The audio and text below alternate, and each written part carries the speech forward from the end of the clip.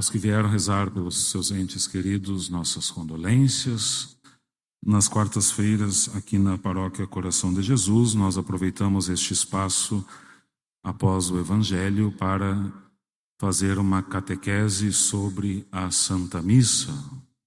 Foram programadas ao longo do ano 39 catequeses, hoje estamos na 30ª, considerando cada uma das partes da missa para conhecê-la melhor e também melhor celebrá-la. E nós encerramos com esta 30ª catequese uma longa série de catequeses que contemplou a prece eucarística, que está logo após as preces da comunidade, aquele momento onde há uma saudação, um prefácio, o canto do santo, a consagração. Depois consideramos as 3 intercessões contidas nas preces eucarísticas, a intercessão pela Igreja que peregrina neste mundo, a intercessão pelas benditas almas do purgatório e a intercessão aos santos de Deus. E hoje encerramos a prece eucarística contemplando aquele momento, aquele desfecho final. Pode-se dizer sim um grande finale, porque deve ser, na medida do possível, solene, que é aquela proclamação que o padre faz elevando a hóstia e o cálice: por Cristo, com Cristo, em Cristo. A vós, Deus Pai Todo-Poderoso, na unidade do Espírito Santo, toda honra e toda glória por todos os séculos dos séculos. Amém. O nome desta parte da prece eucarística é doxologia. Na liturgia temos muitas palavras de origem grega e de origem latina. Esta palavra é de origem grega e ela é a soma de outras 2 palavras em grego: doxa, que significa glória, e logos, que significa palavra. Então, doxologia é uma palavra, é uma oração de glorificação a Deus. Por isso que deve ser sempre, na medida do possível, solene. Não pode ser uma doxologia. Se ela for michuruca, ela deixa de ser aquilo que diz o seu nome, ela deixa de ser um hino, uma oração de glorificação. Pois bem, para entendermos o conteúdo dessas palavras que já sabemos de cor e por isso muitas vezes passa batido, é preciso considerar o que disse Jesus a respeito da sua crucificação, antes, por suposto, dela acontecer. Jesus nos diz no Evangelho de São João: agora o Filho do Homem é glorificado, e nele Deus é glorificado e logo o glorificará. Noutra passagem: glorifica-me tu, Pai, com a glória que eu tinha antes de ti, antes que o mundo existisse. E também no Evangelho de São João: quando eu for elevado, quando eu for exaltado, quando eu for glorificado, porque estes 3 termos são equivalentes no original grego do Evangelho, atrairei todos a mim. Meus amados, já consideramos inúmeras vezes, desde as primeiras catequeses, o que é a Santa Missa. Uma missa não é homenagem para defunto, uma missa não é homenagem para bodas, uma missa não é homenagem de aniversário, uma missa não é homenagem a santo, nada disso. Na missa, rezamos pelos falecidos, louvamos a Deus pelos aniversários, pedimos a intercessão dos santos, celebramos a sua memória, mas o que é a missa? A missa é o sacrifício que Cristo faz de si ao Pai, movido pelo Espírito Santo, em favor de nós. Isto é a missa. E nesta doxologia, nesta glorificação a Deus, tudo isso está contido. Porque no momento em que Cristo é elevado na cruz, naquele momento, de forma mais plena, ele glorifica o Pai. Porque a grande glória de Deus é a vida dada em favor de alguém, é o dar-se ao outro.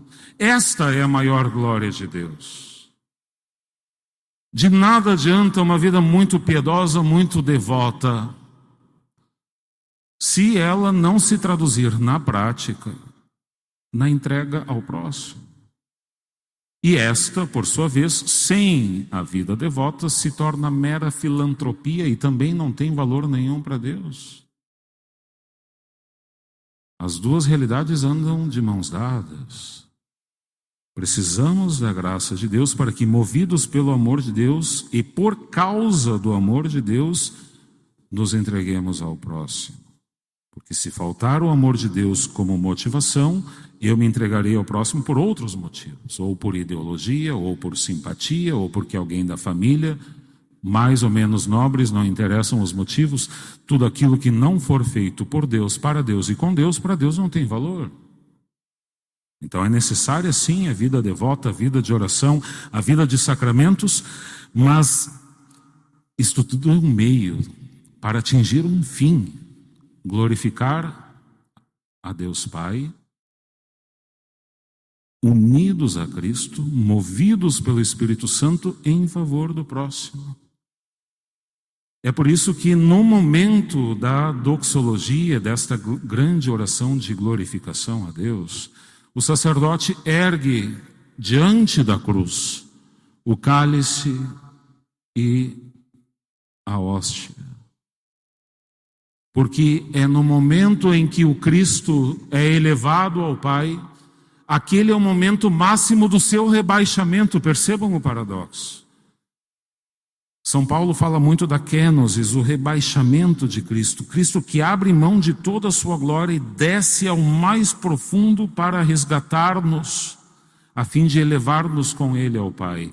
E é no momento em que Ele é elevado na cruz que se dá o seu máximo rebaixamento. Porque é no momento em que Ele é elevado na cruz que Ele dá a sua vida em favor de nós, oferecendo-se ao Pai em sacrifício em nosso favor. Por isso que diante da cruz o sacerdote eleva o corpo e o sangue do Senhor e proclama ao Pai tudo aquilo que está acontecendo na missa. Ou seja, nós, pelo batismo, fazendo parte do corpo de Cristo, oferecemos a nossa vida junto com o sacrifício de Cristo. Ou seja, é por meio de Cristo, é com Cristo, é em Cristo, como membros do seu corpo, que ao oferecermos a Deus a nossa vida, damos glória a Deus Pai, na unidade do Espírito Santo por todos os séculos. É muito bonito. E se entendêssemos essa parte da missa, viveríamos de outra forma, porque é muito forte isso. Aqui está como que o coração, um resumo de tudo aquilo que é a Santa Missa. Não pode ser feito de qualquer jeito, mesmo que seja só rezado, que não seja cantado, tem que ser feito de corpo e alma por parte do sacerdote. E aqui entro em algumas questões bem práticas, citando a Instrução Geral do Missal Romano. O que é a Instrução Geral do Missal Romano? É a parte introdutória do livro que o padre usa para rezar a missa, é literalmente a parte que ensina o padre a rezar a missa. Ali estão todas as regras para celebrar bem a missa. E ali está contido, cito 3 trechos bem breves. A oração eucarística, por sua natureza, exige que somente o sacerdote, em virtude de sua ordenação, a profira. Então, mesmo que algum padre maluquete convide aí o povo para rezar, vamos rezar junto esta parte da prece eucarística, não reze. Ela é própria do sacerdote. Por objeção de consciência, não faça. Segue também a Instrução Geral do Missal. A doxologia final da oração eucarística é proferida somente pelo sacerdote principal. E a terceira e última citação: se este quiser, pode convidar os padres concelebrantes a rezarem junto. Nunca, porém, deve ser rezada pelos fiéis. Então, esta parte não é rezada pelos fiéis. É o sacerdote, em virtude da sua ordenação, in persona Christi, na pessoa de Cristo, que ali, fazendo as vezes de Cristo, entrega e oferece o sacrifício da comunidade em Cristo, por Cristo e em Cristo ao Pai, no Espírito Santo, o sacrifício da nossa vida, o sacrifício de Cristo. Mas e os fiéis participam como? Onde é que fica a tão falada participação ativa dos fiéis na liturgia? Os fiéis participam deste momento cumprindo aquela profecia de Zacarias que Jesus cita: olharão para aquele que traspassaram. Porque aqui que está um ponto nevrálgico. Quando nós olhamos o Cristo que se eleva ao Pai,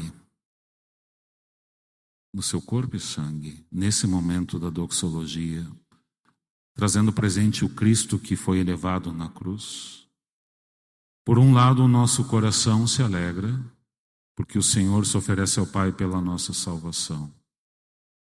Por outro lado, o nosso coração sangra, porque para que fôssemos salvos, Ele precisou derramar o sangue. O sangue precisou ser separado do corpo.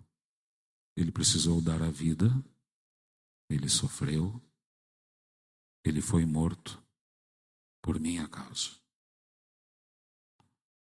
Então, este olharão para aquele que transpassaram deve ter tudo isto presente. Nossa gratidão a Deus por tão grande gesto de amor e nossa contrição por precisar Deus fazer isto por minha culpa. E então a comunidade aclama com um solene amém. É o amém mais importante de todos os améns da missa. Seja ele cantado, seja ele rezado, deve ser dito com vontade, porque significa o nosso assentimento, o nosso reconhecimento deste grande sacrifício que o Senhor fez por nós. Então que este amém seja dito com vigor ou cantado com vigor, porque significa que temos consciência do conteúdo deste gesto. Por fim, peçamos os auxílios da Mãe para vivenciarmos bem esse momento da missa, assim como temos pedido em todos os outros que já consideramos, porque ela vivenciou tudo isso em primeira pessoa. Aos pés da cruz estava Maria. Naquele momento, ao olharmos para aquele que transpassamos com nossos pecados, uma espada de dor traspassou o coração imaculado de Maria. As dores de parto que ela não sentiu por ocasião do Natal, ela sentiu nesse momento, porque foi nesse momento que o Senhor disse: mulher, eis aí teu filho. Foram dores muito mais intensas do que as dores de parto, porque naquele momento ela não sentiu as dores de dar à luz uma criança, mas sentiu a dor de dar à luz a humanidade inteira. Então que a Mãe, estejamos com a Mãe, façamos-lhe companhia nesse momento da doxologia final, ao término de cada prece eucarística. Amém.